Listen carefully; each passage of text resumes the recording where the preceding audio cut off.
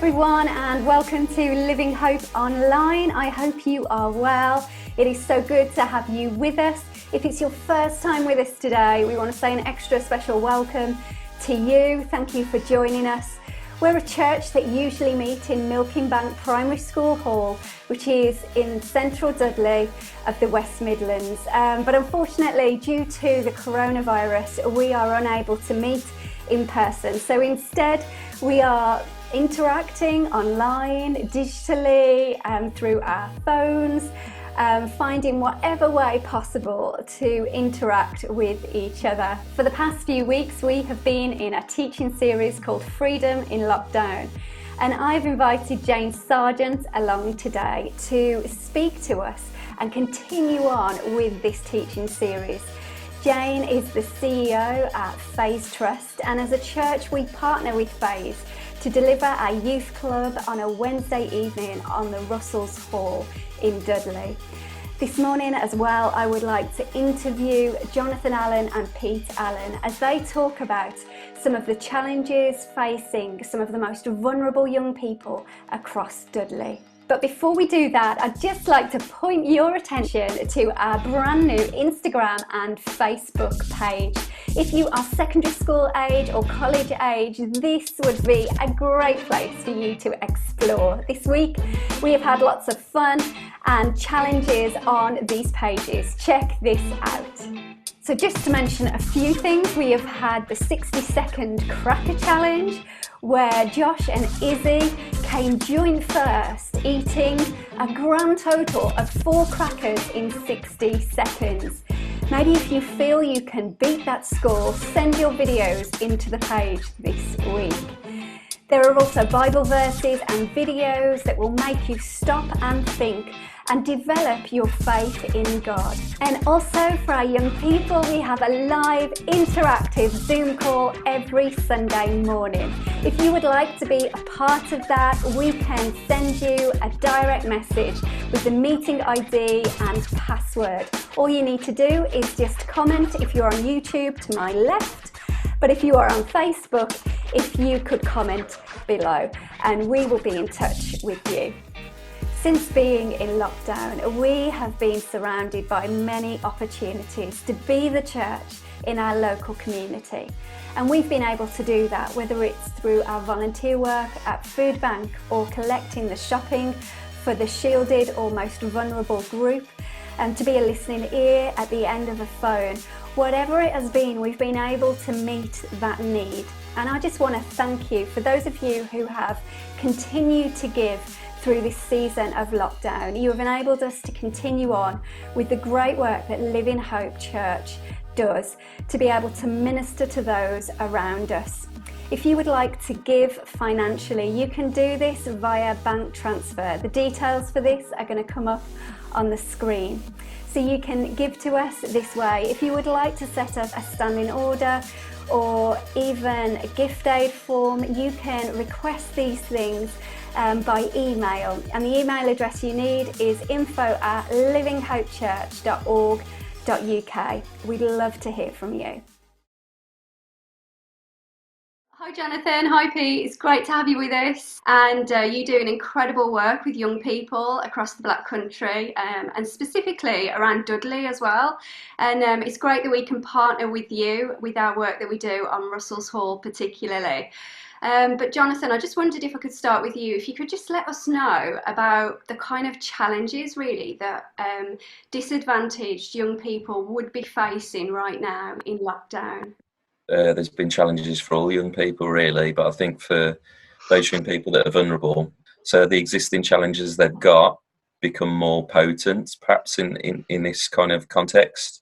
The practical challenges of space, some of the living environments that some of the young people will be part of.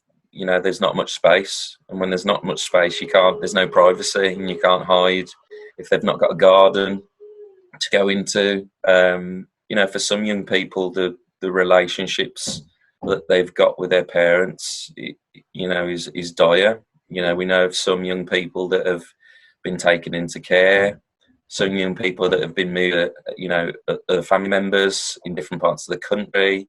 Obviously, normally, Pete, we would be involved in our youth club on a Wednesday evening on Russell's Hall. Yes. And I'm just thinking locally now about the young people that we know. You know, what are the kind of challenges do you think that they'd be facing right now?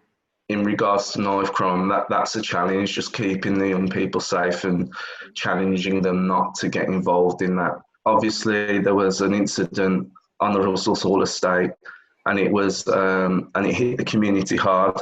And I think there will be a lot of parents that are worried.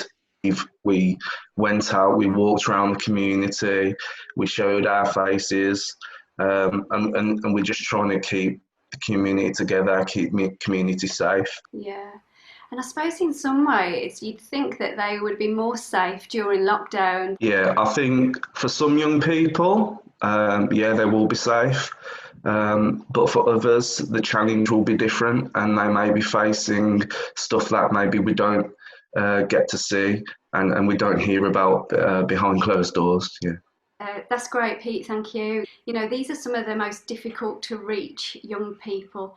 But do you have any inspiring stories of where you've really walked a journey with a young person and you've really seen a change in their life? Remember a specific story with a young person who was part of one of our programs, and he walked in the door, hair super long, dressed in black, hair was like covering his eyes, looking down at the floor. And I was just like, okay, let's see what we can do here. And just working with, this young man, just helping him to figure out he is valued, he does have worth. For that particular young person, the kind of thing that turned it for him was drumming. We started doing lots of different workshops and skill-based things to try and help him, develop his confidence. And he just got a love for drumming, and that just totally brought him out his shell. And it was amazing, really, to kind of see him change just in his appearance as well, And that young man went on to do a music course at college, just based on the fact that he loved the drums.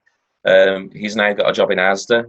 Even though it's not in music, just that experience of being and engaging in something positive, propelled him towards the job market, which I think is amazing, and it's something you probably wouldn't have thought was possible for that young man. So obviously we want to pray for you guys as a church, but is there anything specifically that we can do at this time? Is there anything that you need us to do? So I think it's a massive challenge at the moment to figure out how we can support children and young people at this time, and even for organisations like Phase, it's a challenge. But I think it's about supporting families. So trying to get involved in local initiatives that can do that. So things like food bank,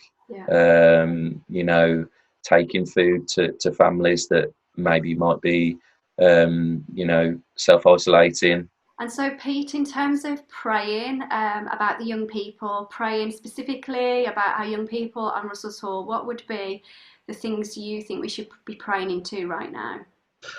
So I think we should be praying into mental health. So obviously routines will have changed. People aren't at school. People may not be at jobs. And I think it will have a negative effect on the young people's mental health, being locked down, not being allowed to really go out and spend time with other people. Yeah. It'd be great if you could pray for just energy of our staff. Because I think it's interesting that we talked quite a bit about mental health, for children and young people, but actually it's across the board. Everyone's dealing with those challenges. So for workers that are dealing with those challenges and the addition of other people's, I think it's just, that God would energise us, really. Yeah. Okay. We'll definitely pray into that. Brilliant, thank you. Lord, we want to bring before you every single young person across Dudley, particularly those who are vulnerable. Father, we want to pray for strength over the team. God, I pray that as they are dealing with young people who are struggling with mental health, I pray for good mental health for those in Phase Trust. Lord, would you renew their minds daily, and would they rise up in your joy, Lord God, knowing that your joy is their strength, and would they rise up, God, with a new vigour for the work that they do with these young people, and a new strength, Father, that they might be able to soar in the work that they are doing. Soar on wings like eagles is what the scripture says. And God, I just want to pray that for Faith Trust, that they would soar to the places, God, that you have called them to, and to the people, the young people that you've called them to minister to. In Jesus' name, amen. So anyone who makes it to the top of Barrow Hill will enjoy a 360-degree view of our borough. It's our own little beauty spot right here. But also what you will get to see is a 6-metre steel brutalist designed cross erected by St Mark's Church just down the hill there, a focal point for many believers and none.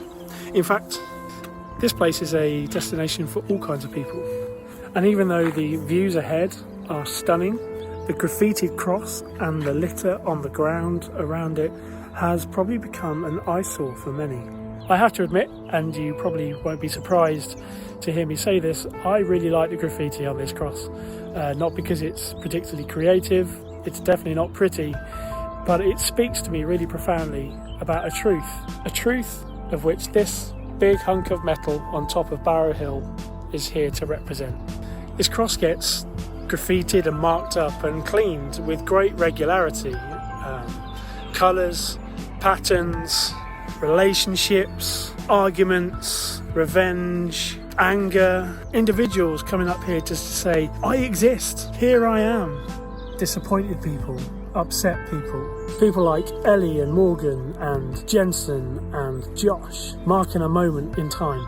Angry people, anger at the church and its leadership, anger at religion and faith itself, all placed on the cross for everyone who visits here to see. It all gets stuck up here on the cross, but then it all gets cleaned again.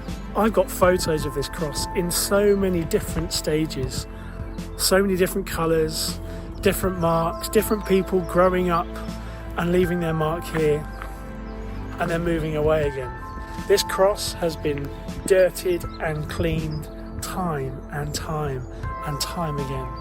And I quite like that, because it speaks to me of a truth of the cross of Jesus, dirtied and stained by the sin of everyone, only to be cleansed by the very blood that he shed while hanging on it. And the mess left at the foot of the cross afterwards was cleared away and cleaned by his followers, those that would then become the early church. So these public acts of rebellion, of revenge, of rage, of anger, of boredom, and then their cleansing is a constant retelling of the story of the cross.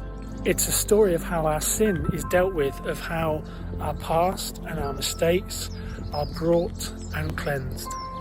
The marks put up here on the cross of Baza Bonk are a continuous reminder of our nature, and how they're then cleaned away is also a continuous reminder of how Jesus cleans us from our sin and gets rid of them forever. This cross is a beautiful reminder of something so profound, that one act is an act that continues through history for all time. That one act of selfless sacrifice, Jesus on the cross taking our sins from us, is an act that continues even today.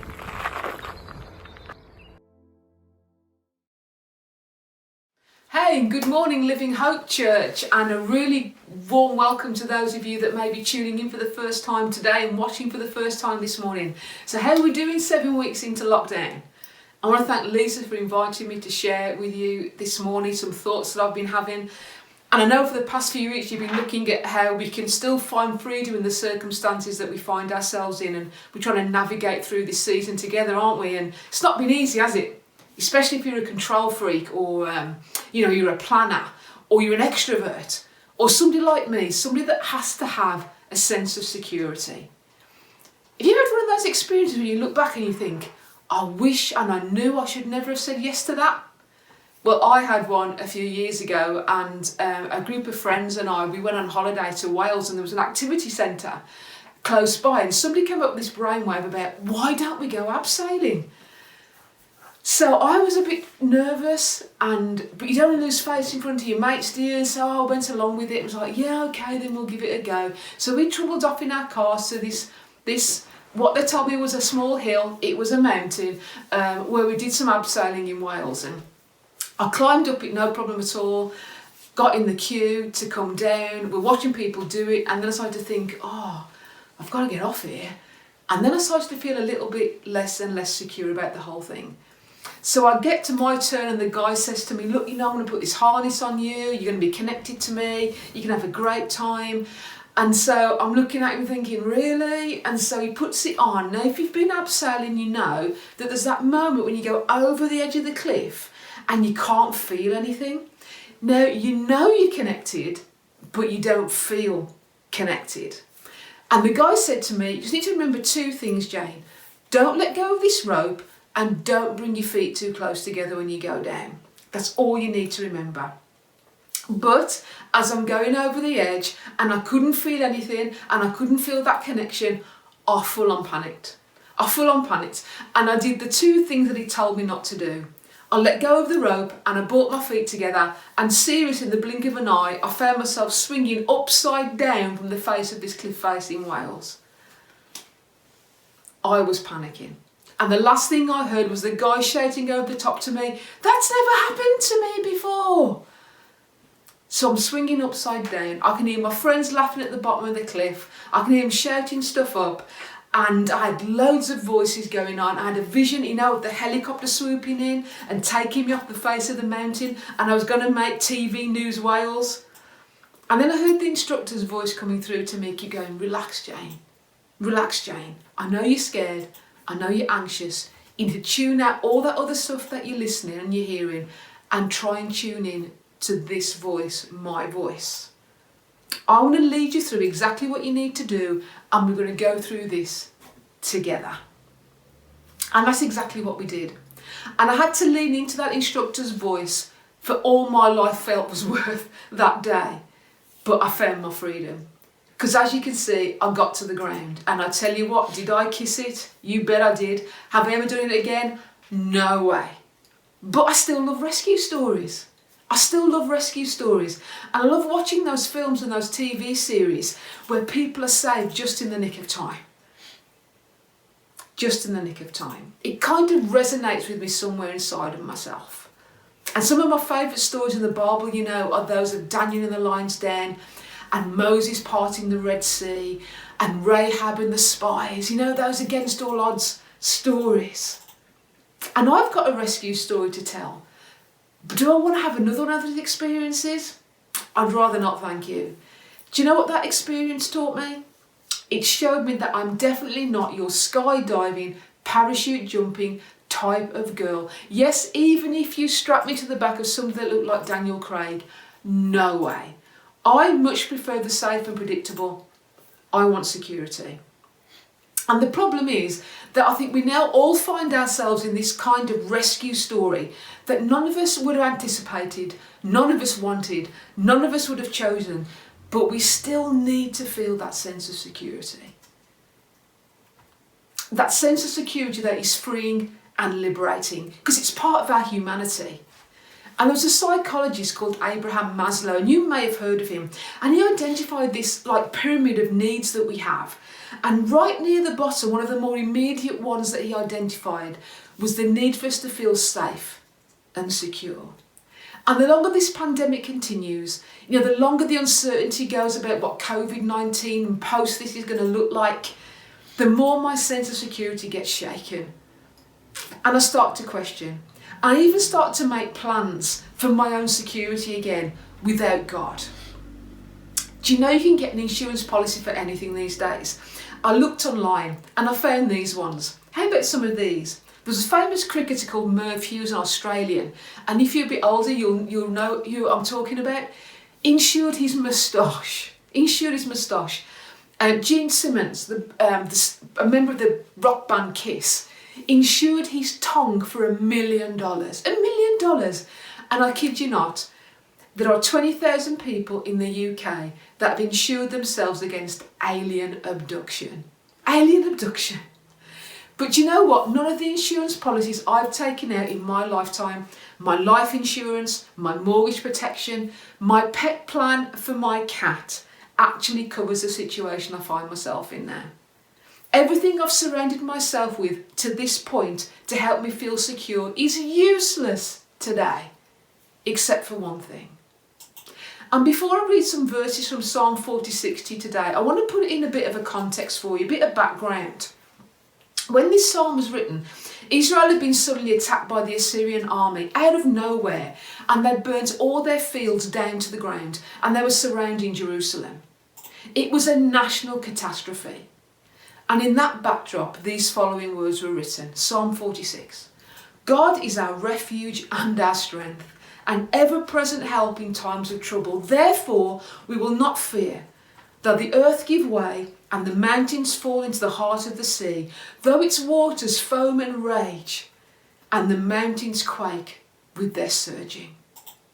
And the word trouble here in this psalm means tight places. You know, those circumstances where we feel surrounded and trapped and helpless.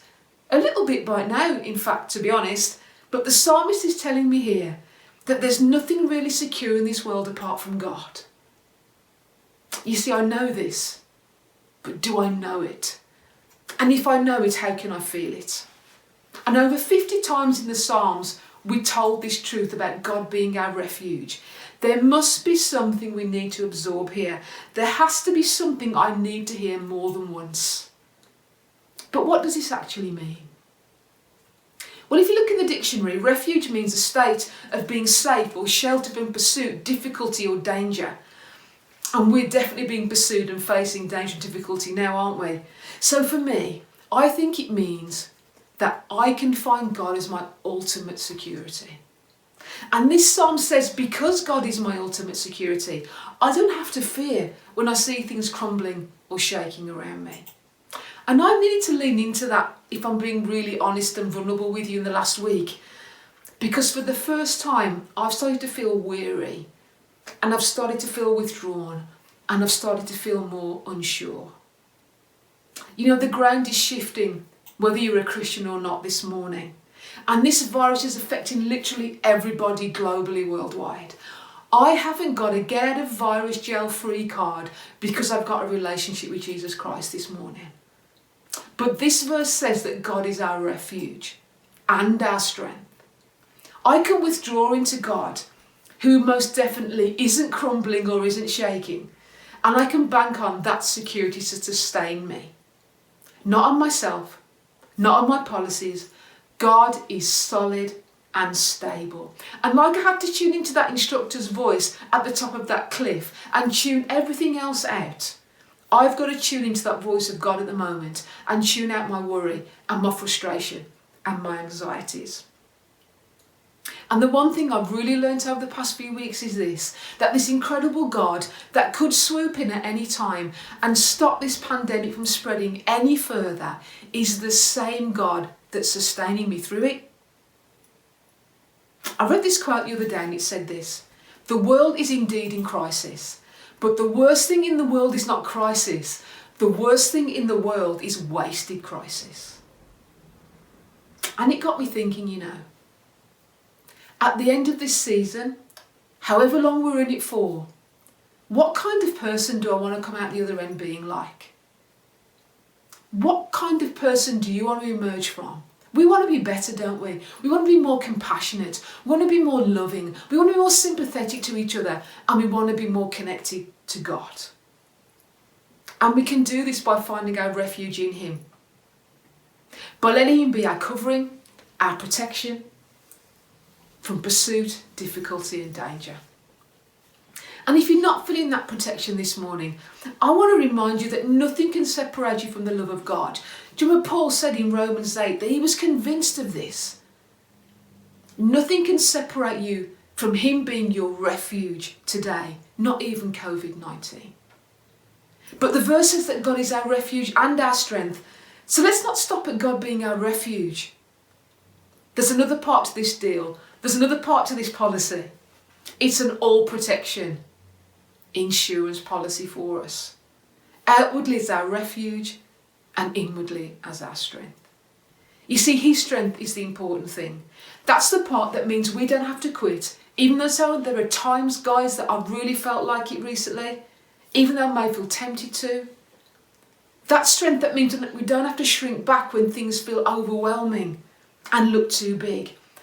That's the part that stops me being crushed and weighed down. It's not my strength, it's not your strength that's going to get me through this crisis, it's his. And you might feel today like there's an incredible weight of pressure bearing down on you from all sides. I don't know your situations this morning. You may be trying to homeschool.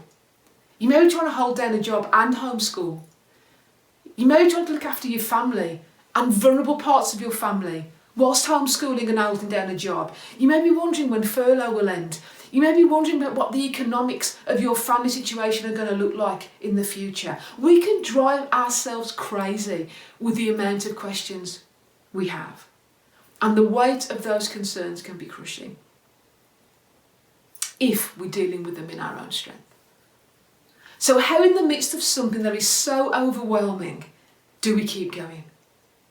If we make God our refuge and our strength, we can find that capacity to carry on.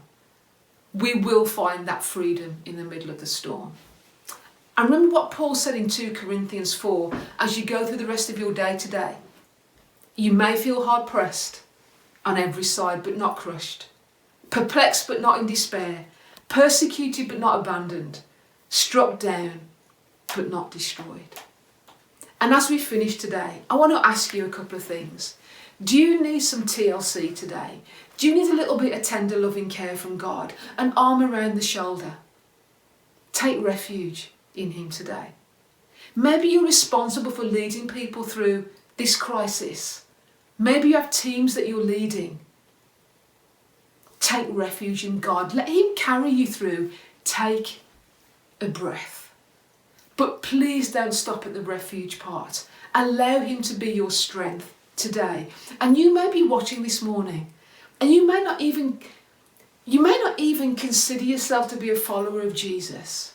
You may be wondering what all this God stuff is all about. Do you know what? You can find that refuge. You can find that protection. You can find that sense of inner strength this morning as well. Just ask him. God is longing for you to take refuge, for you to have your ultimate security in the shelter of his arms. Just let me pray for you today.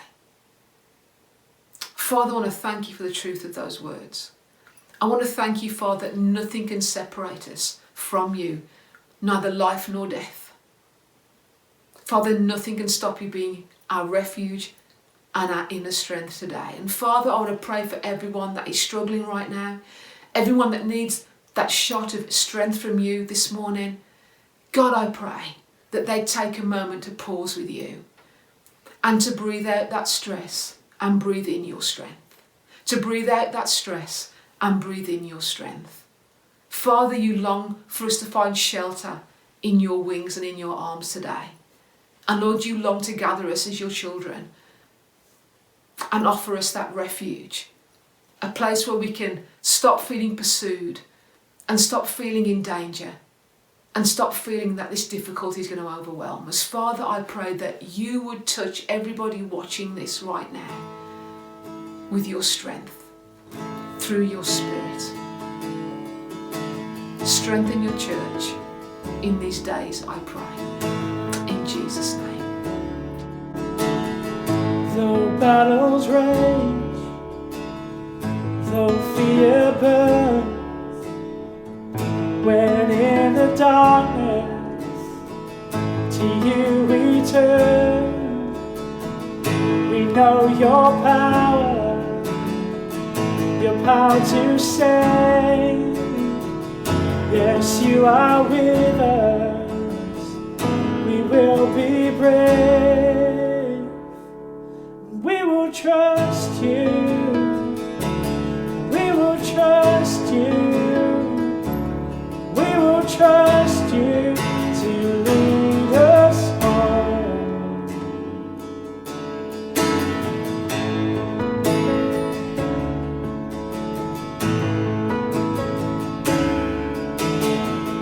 Though battles rage, though fear burns, when in the darkness to you we turn, we know your power to save. Yes, you are with us. We will be brave. We will trust you. We will trust you, yeah. We will trust you to lead us home. We will trust you, yeah. We will trust you, yeah. We will trust you to lead us home. This land is yours. You're in control. The hands that made it all, making all things new. This land is yours.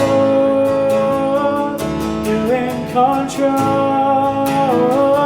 The hands that made it all, making all things new. This land is yours. You're in control. The hands that made it all, making all things new. We will trust you. We will trust you.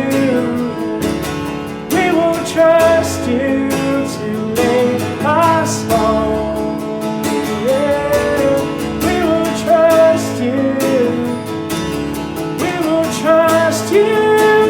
Yeah. We will trust you to lead us home. We will trust you to lead us home. We will trust you to lead us home.